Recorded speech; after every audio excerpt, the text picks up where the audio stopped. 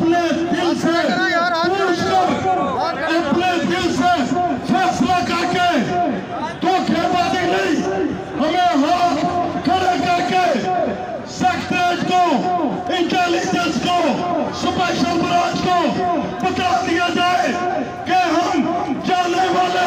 नहीं हैं, हम जाने वाले नहीं हैं, हम हक वाले हैं, हक लेने आए हैं, हक लेने के बजाय हम नहीं जा सकते, नहीं जा सकते, नहीं जा सकते।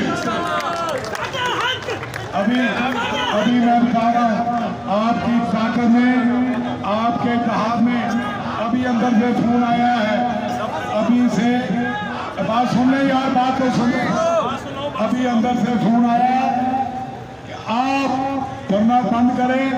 वज़ीर आला प्रेस कॉन्फ्रेंस करने लगे हैं डिस्पेंसरी लॉन्च के लिए।